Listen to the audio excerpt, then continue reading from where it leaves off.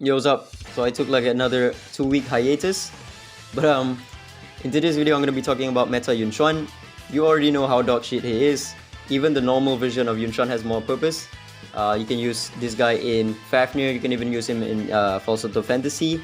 Whereas this meta Chuan, you can only really use him in PvP, right? And even in PvP, he's not that good if you have him under R2, because his damage reduction isn't even enough. But once you get him to R2, he becomes a little bit usable in PvP, just to sort of counter Moriyama, because this is not considered as a damage reduction. It's more like a debuff that you put onto the enemy that reduces their damage by 8% or 80% if you have 10 stacks, right? And even still with 80%, sometimes Moriyama can still like one-shot one of your units. So even at R2 he kind of struggles in PvP. But I'm not going to be showcasing him in PvP. We're going to go into PvE. I think this is the only PvE use that I can really find for him. Outside of this one, he's kind of trash. But yeah, my highest pack level is 156 using Chuan. This one right here. You're going to be using Ggez as the Vanguard, so the buffs will be taken accordingly. You need the Win, Epic, and Defender Vanguards for the common one.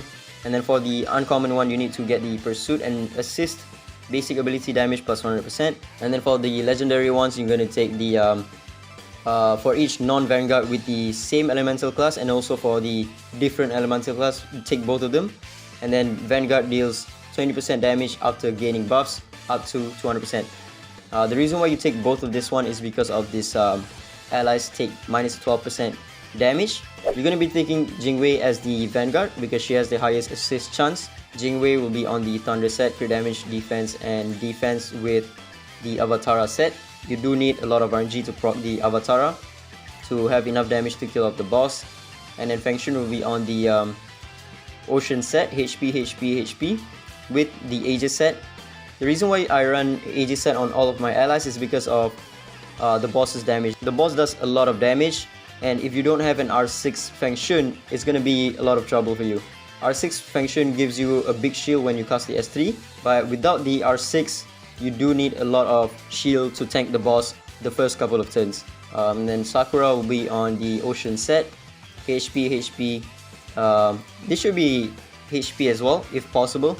She needs to move as soon as your Feng Shun moves, but not before your Feng Shun, because there is a debuff that when your Inferno ally moves, the boss will also gain a turn, right?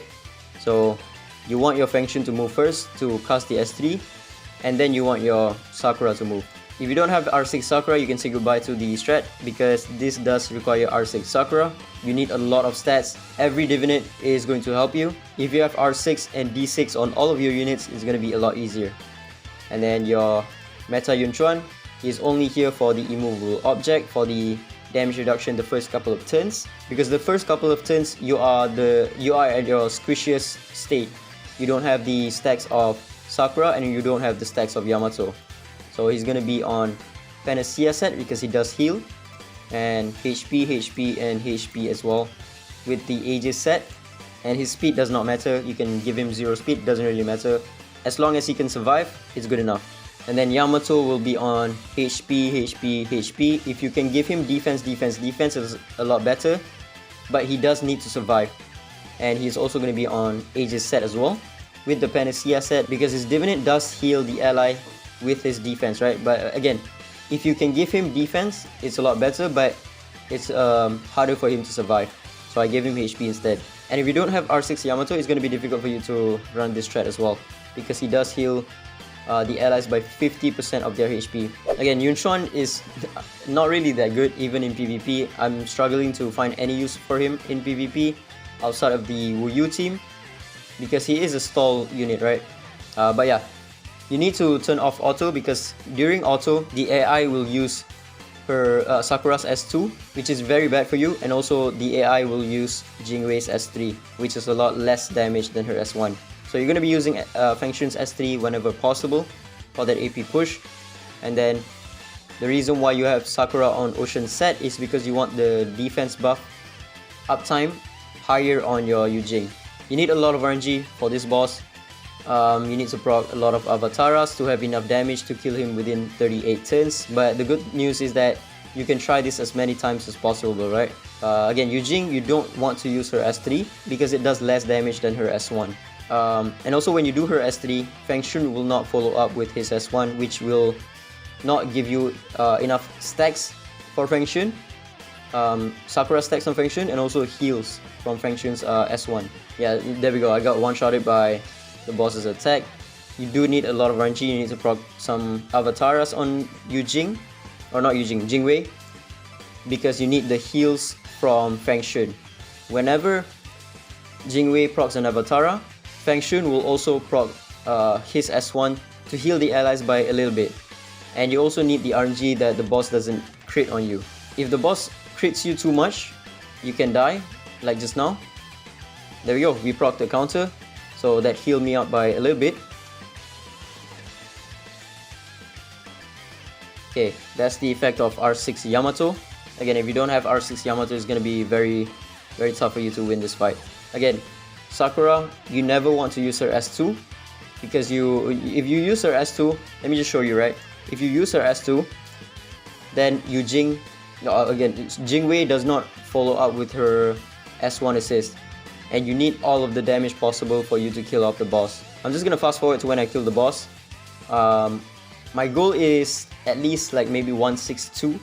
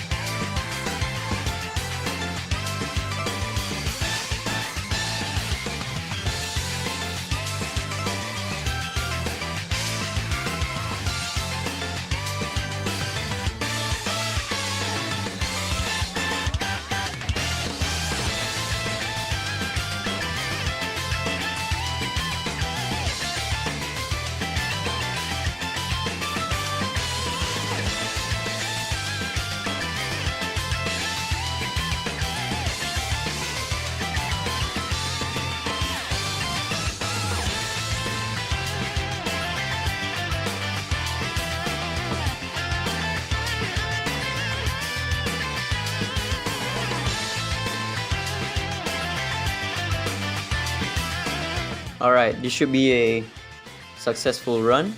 I gave Yamato a little bit more speed and also Sakura less speed. And I used Yamato's S2 as well, because Yamato's S2 does give him or the entire team AP up.